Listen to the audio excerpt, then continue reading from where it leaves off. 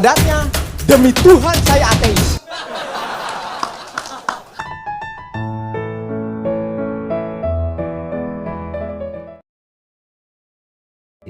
Dari beragam teori tentang keberadaan Tuhan, saya masih belum terpuaskan dengan jawaban-jawaban yang saya temui di berbagai platform media sosial seperti YouTube, podcast, atau tulisan-tulisan yang secara khusus membahas akan hal ini.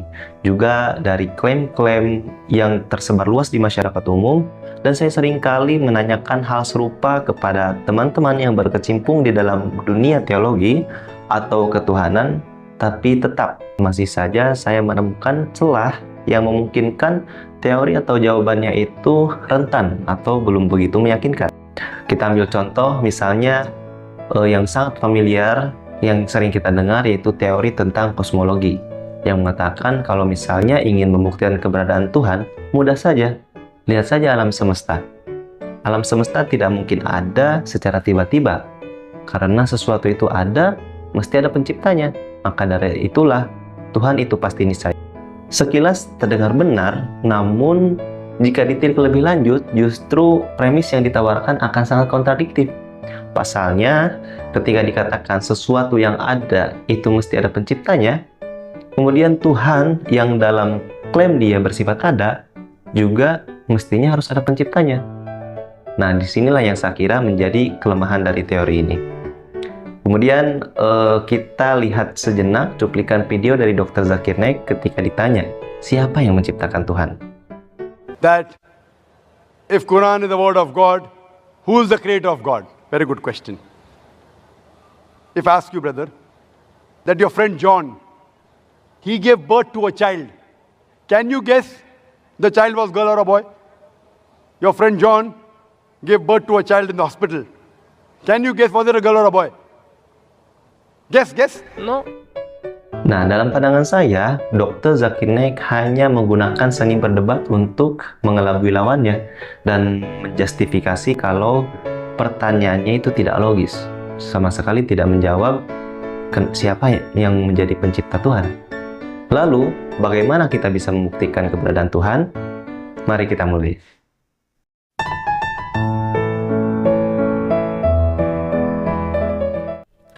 Dalam membuktikan keberadaan Tuhan, tidak ada cara lain selain menggunakan pendekatan logis. Maka, di sini jangan harap saya akan memperlihatkan wujud Tuhan seperti apa, di mana dia atau apa yang dia lakukan sekarang dengan kacamata sains. Karena Tuhan itu bersifat imateri atau metafisik, sementara sains terbatas hanya untuk membahas sesuatu yang bisa digapai oleh indrawi. Dari pemaparan yang akan saya sampaikan, pada akhirnya akan bermuara pada sebuah kaidah sederhana, yaitu pencipta akan selalu berbeda dan lebih sempurna dari yang diciptakannya. Untuk lebih memahaminya, pertama-tama saya ingin mengajak kalian untuk berimajinasi. Tahu misalnya, diciptakan oleh manusia. Dari segi bentuk, tekstur, bahan, sudah sangat jelas kalau tahu itu berbeda dengan manusia. Dan dari segala aspek apapun, tentunya manusia lebih sempurna daripada tahu.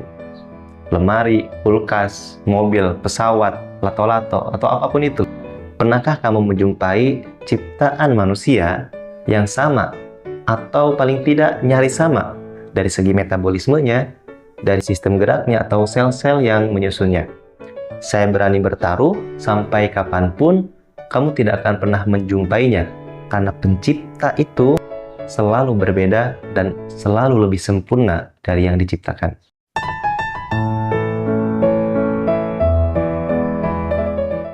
Untuk memudahkan penganalogian ini, mari kita terapkan kaidah ini kepada dua kasus penciptaan yang berbeda, yaitu penciptaannya manusia terhadap robot, dan yang kedua penciptaannya Tuhan terhadap manusia. Robot jelas berbeda dengan manusia. Robot bisa bergerak karena adanya listrik yang menjadi energinya. Sementara manusia, dia bisa bergerak karena mendapatkan nutrisi atau bersumber dari makanan yang ia makan. Begitu pula pola geraknya. Robot hanya bisa bergerak sesuai dengan program yang ditanamkan dalam chipnya. Ada yang hanya bisa maju ke depan, ada yang mungkin hanya mengkedip-kedipkan mata, saya jadi teringat sewaktu kecil pernah memiliki robot yang hanya bisa mengatakan fire, fire.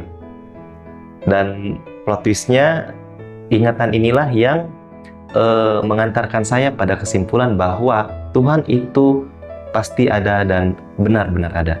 Bayangkanlah teman-teman, ketika manusia memprogram robot hanya untuk bisa mengatakan fire, fire, maka seolah-olah dalam benak robotnya itu dia hanya mengetahui satu-satunya kata adalah fire. Sementara di luar sana kita tahu ada ribuan, ratusan atau mungkin jutaan kata yang bisa dikatakan. Ketika manusia memampukan robotnya untuk bisa maju ke depan, seolah-olah dalam benaknya robot itu hanya mengetahui cara maju ke depan. Padahal di luar sana ternyata ada begitu banyak gerakan selain dari maju ke depan. Salto, kayang, pundak, lutut kaki misalnya. Artinya ketika robot hanya mengetahui hal-hal tadi, bukan berarti tidak ada hal lain selain itu. Itu hanya semata-mata manusia membatasi robot itu untuk mengetahui hal demikian. Begitu pula dalam penciptaan Tuhan terhadap manusia. Tuhan merancang manusia dan memprogram di dalam otaknya yang kemudian kita sebut sebagai logika. Dalam logikanya manusia hanya bisa sampai pada kesimpulan kalau ada bola yang menggelinding, itu pasti ada penggeraknya. Entah itu manusia, angin, mama gupron, atau apalah itu. Yang penting ada penggeraknya atau penyebabnya. Tapi mungkin bisa saja di luar sana ada hal yang bergerak tanpa ada penyebabnya. Manusia hanya bisa berpikir kalau sesuatu itu mesti memiliki ruang dan waktu. Padahal mungkin saja di luar sana ada hal-hal yang tidak terkena oleh hukum ruang dan waktu. Begitu pula dalam logikanya manusia, sesuatu yang ada itu mesti diadakan atau sesuatu itu mesti ada penciptanya. Padahal mungkin saja di luar sana ada suatu zat yang tidak berasal dari apa-apa atau tidak diciptakan oleh apa-apa. Artinya, yang sampai saat ini manusia anggap itu sebagai sebuah logika atau hukum yang mutlak kebenarannya, bukan berarti tidak ada kemungkinan yang lain. Itu semata-mata karena keterbatasan manusia akibat dari sepercip pengetahuan yang disematkan oleh Tuhan ke dalam otak manusia.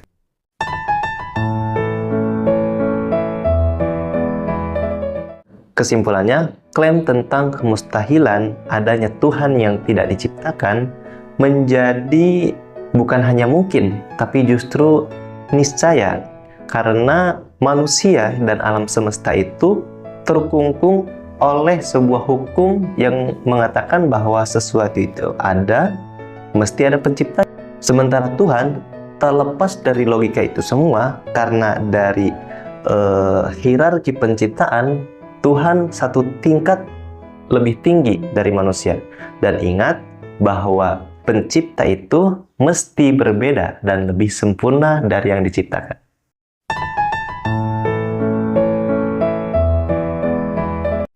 But wait, apa yang kamu maksud dengan lebih sempurna? Bukankah ketika manusia menciptakan mobil jauh lebih cepat dari manusia? Ketika manusia menciptakan komputer jauh lebih cerdas dari manusia. Jawabannya, maksud dari lebih sempurna di sini bukan pada nilai kuantitas, melainkan dari kemampuan sesuatu untuk mengontrol sesuatu yang lain. Ya, memang mobil dan komputer lebih cerdas dan lebih cepat dari manusia. Tapi semua yang dimiliki oleh mobil dengan segala kemampuannya itu seluruhnya dikontrol oleh manusia. Tidak sebaliknya, mobil dan komputer sama sekali tidak bisa mengintervensi akan manusia. Begitu juga Tuhan. Paling tidak, Tuhan yang saya yakini Ia tidak berbentuk sementara manusia berbentuk. Ia tidak menempati ruang dan waktu sementara manusia begitu. Ia tidak beranak dan juga tidak pula diperanakan sementara manusia bahkan dia memiliki lebih dari 7 keturunan. Apakah ini menjadikan Tuhan tidak lebih sempurna dari manusia?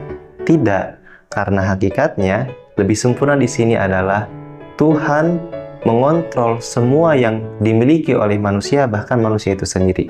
Sementara manusia tidak ada sedikit pun intervensi untuk mengontrol Tuhan. Inilah yang kami sebut sebagai lebih sempurna.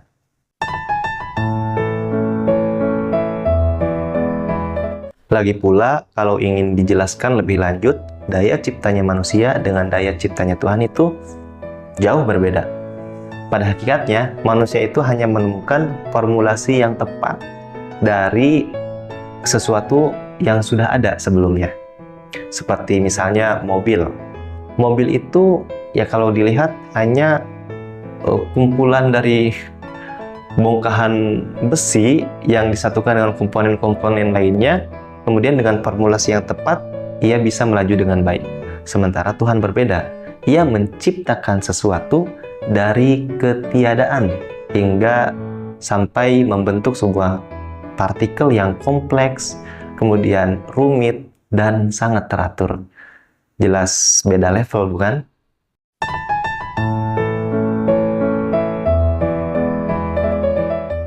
Sebenarnya penganalogian ini bersumber dari perenungan diri sendiri. Ya mungkin ada orang yang sudah mengatakan sebelumnya atau filsuf yang mengatakan hal semacam ini, tapi karena keterbatasan literasi saya, jadi saya nggak mengetahuinya dari dia. Saya menyebutnya teori probabilitas yang berbunyi bahwa logika atau matematika itu tidak tetap secara universal, melainkan dia hanya tetap pada suatu realitas saja. Bisa jadi logika yang sama itu berlaku di sebuah realita, tapi tidak berlaku di realita yang lain. Karena logika itu tercipta dari peristiwa hukum alam yang terjadi secara induktif. Artinya hukum atau kaidah yang berlaku di realita atau di dunia saat ini, seperti kausalitas atau sebab akibat, atau konsep ruang dan waktu, atau hitungan-hitungan matematika, itu bisa jadi ada sebuah realita yang tidak tersentuh oleh hukum-hukum tadi. Misalnya, di realitas saat ini 2 tambah 2 mutlak sama dengan 4 begitu. Bisa jadi di realita yang lain 2 tambah 2, 7, 1000, atau 1.000.000.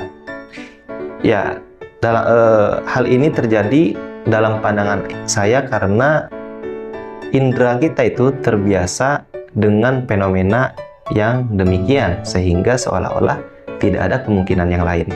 Teori ini menjadi sangat penting dalam membuktikan keberadaan Tuhan. Adanya perbedaan realita Tuhan dengan realitas semesta itu meniscayakan perbedaan logika pula di antara keduanya.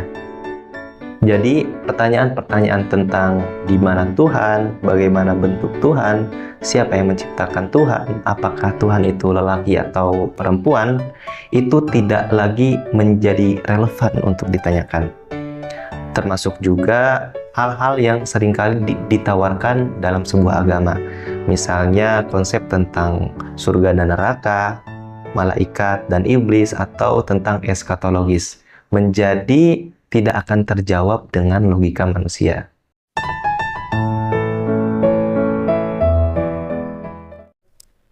Lalu terakhir, kenapa pembahasan ini begitu penting?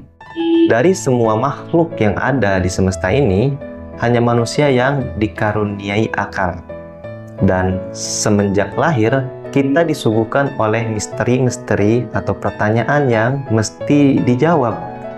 Dan saya kira disinilah letak fungsi akal untuk memecahkannya. Seperti dari mana kita berasal, untuk apa kemudian kita dilahirkan, dan akan kemana kita akan kembali. Adanya atau keyakinan adanya Tuhan itu menjadi sangat krusial, karena dengan hal ini akan menentukan orientasi kehidupan kita. Saya tidak memaksa teman-teman untuk menganut sebuah kepercayaan tertentu, tapi paling tidak melalui video ini, saya harap kita sama-sama sadar akan hal yang paling fundamental dalam kehidupan. Saya Gigin Wahyana Rosadi, tulis pendapat kalian di kolom komentar, dan terima kasih. Good chance as would die. Do you believe in God? I believe there's some explanation for this universe, which you might call God. Elon Musk, thank you for an amazing conversation.